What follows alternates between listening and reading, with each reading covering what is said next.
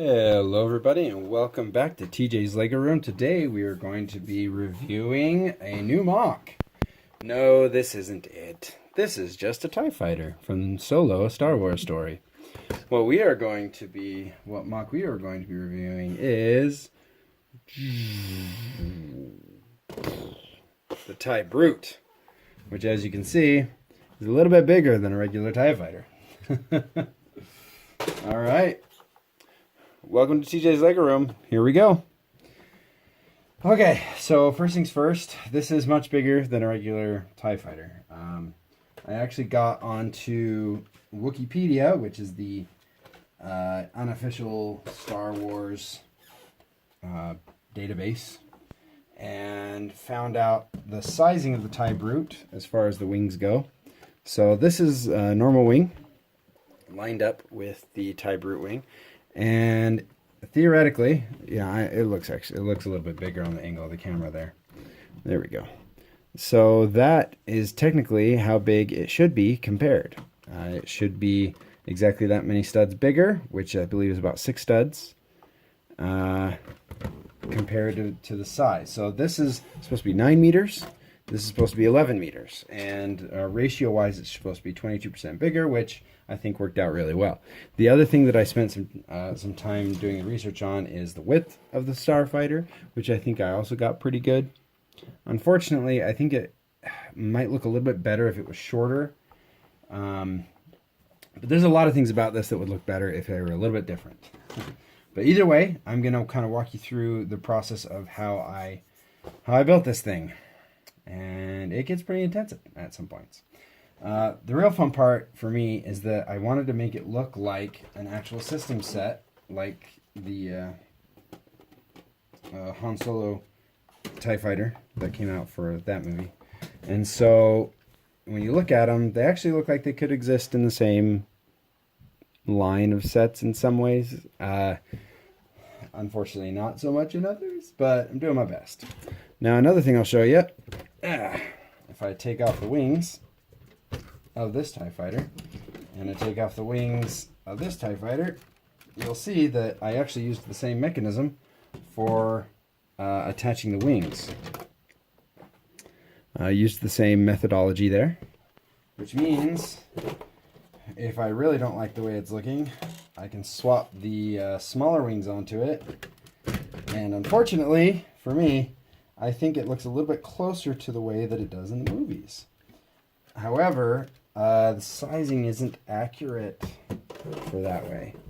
But this actually does look a little bit closer to what we see in the movies. Darn it. But you know what? I'm okay with that. I'm okay with it being a little bit off. As long as I'm not looking at the movie. Sorry, I got something stuck in my throat.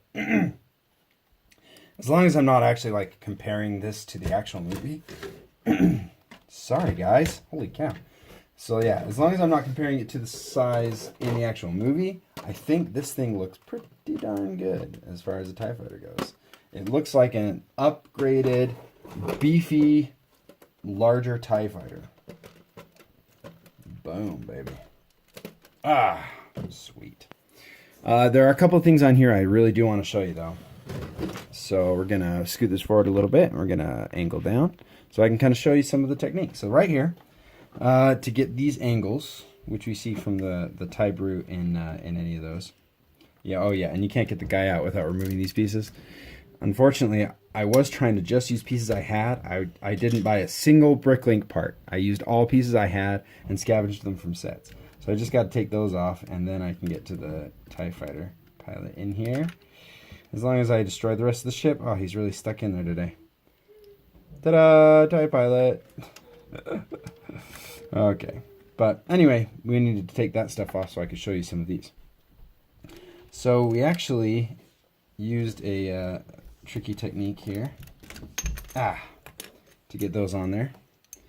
So, you know what? I'm actually going to leave the wings off while we go through this. I think it'll be easier to show you the techniques here. As you can see, they come off easy and go on easy. Alright, so here we go. So we used these partial slope pieces. These are not super common, apparently, in the color that I wanted to use them in. I had to take apart, how many sets, Ben? About 6 sets to get the ones that I didn't already have in my collection. So that was pretty intense. So I used these all the way across, and that way I could fill in details and get it exactly the way I wanted it. And then I used some of these pieces right here. Boop. Some of these guys and these to get the angles on this. That was a really fun thing to discover. And then, of course, use just these hinge pieces to boop, get an angle on it. Ta-da! Angle. And then we stick this on, and this on, and ta-da! We're good. Now, I'm sure what you're wondering is, how does the bottom look exactly the same as the top? Well, I will show you, and it is somewhat tricky, but not entirely. So we're actually I'm gonna show you the technique I used to get them on reversed. So as you can see, I have studs not on top. They're actually studs on bottom technique. So that's pretty awesome.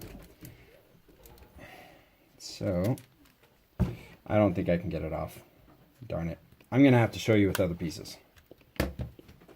So if I have a 2x4 brick like this, I can stick this on here like this, and then I can use any piece I want to stick it on here, and suddenly I have studs on bottom and studs on top. Some of you may be familiar with this technique. I've used it many times before. A lot of times with like my Thai Bizarro was that way, and then I use these pieces a lot in the Thai Bizarro to make it work. This time I used these wider ones. They're a little bit more available to me since most of these are in the Thai Bizarro that I own.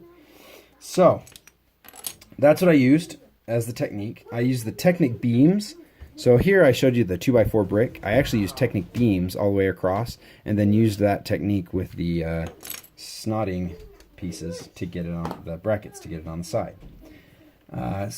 Now the only trick was, in order to build it and get it supported, I actually was not able to have studs all the way along the bottom. There are actually a lot of gaps. And so I'm going to take this apart and show you the fact that right there, that entire assembly is only held on by 4 studs. Let's see if I can get a little closer for you. All right, come on. There we go. There's a good view. All right, so we've got 4 studs holding that entire assembly on. So I've got these angle pieces on a 2x3 plate. So how do you attach the rest? Well, I'm glad you asked, because this is a cool trick that I never thought I'd be able to do. So this piece can only be off of this this reverse plate here, can only be 1 stud high.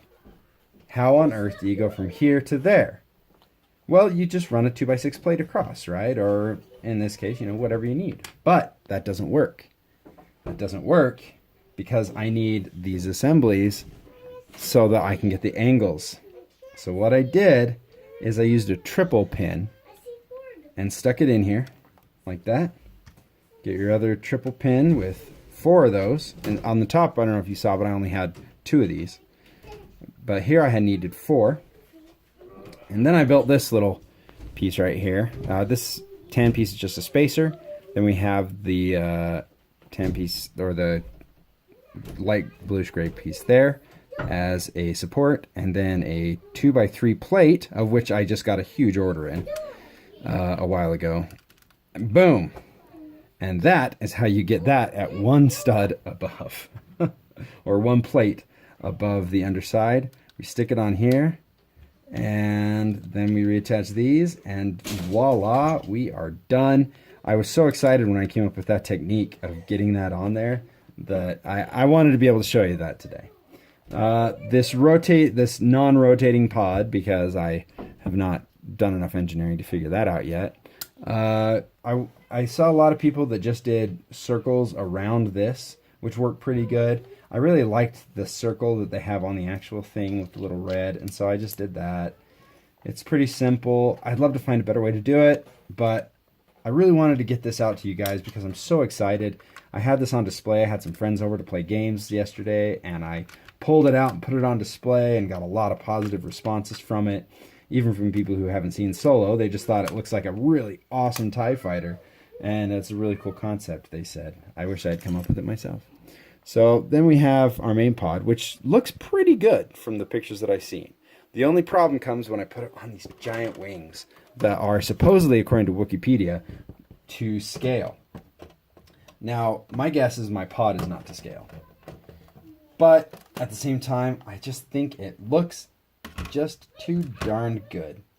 Now, these sides are not identical, so I do have to make sure to put them on the correct side. As you can see, I got these little wedge or double cheese wedges on the edge, just to give it a little bit bulkier feel when it goes up against, because there is a small gap when it's together right there, and that's because this is on an angle, and so it doesn't line up perfectly in geometry.